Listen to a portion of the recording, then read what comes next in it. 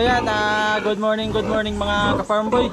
So ngayong araw mga ka-farm boy is itong baboy natin, ayan bali ika 100 days na niya ngayon na pagbubuntis, no. So kailangan natin siyang purgahin kasi based sa aking mga napagtanungan, pag-research ko, dapat daw pag ika 100 days na buntis ng baboy ay magpupurga tayo. So ngayon mga ka-farm boy is ang gagamitin natin na pampurga is ito lang, ayan, Latigo. Okay. So ayan mga ka-farm boy, Latigo 1000. So ang paggamit nito mga ka-farm boy is ihalo lang natin sa pagkain nila. Bale isang sachet ihalo natin sa isang kainan sa pagkain nila. So tara mga ka-farm boy, samahan niyo ako. Okay, so ito mga ka-farm boy, ihalo natin sa kanila pagkain.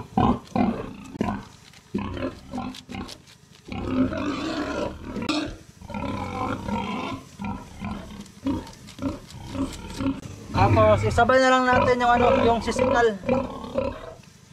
Sisikal.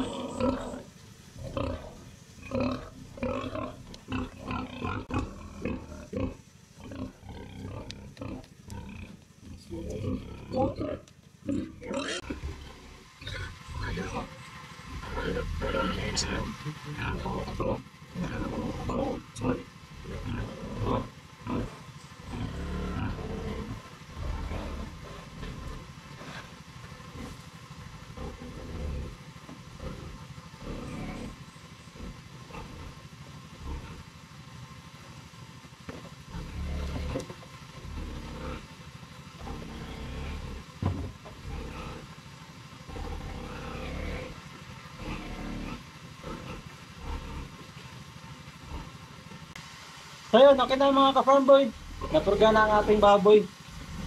So magantay na lang tayo bukas kasi bukas malaman natin kung may mga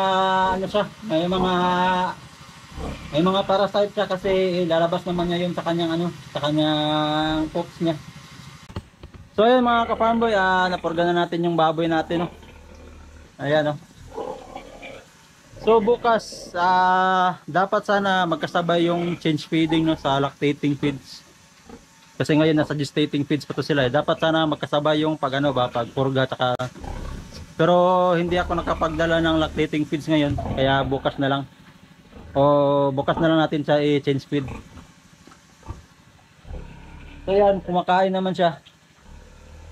Hindi naman niya nalalasahan yung gamot. Kasi may mga baboy na may dun sa kakilala ko yung baboy niya, pag may nalalasahan na gamot sa feeds, ayaw kainin. So itong baboy natin, ayan malapit na nga niyang maubos. So yun lang mga ka-farm boy, ang update natin dito sa ating munting bukid. Yun lang, maraming salamat sa panonood at bye bye.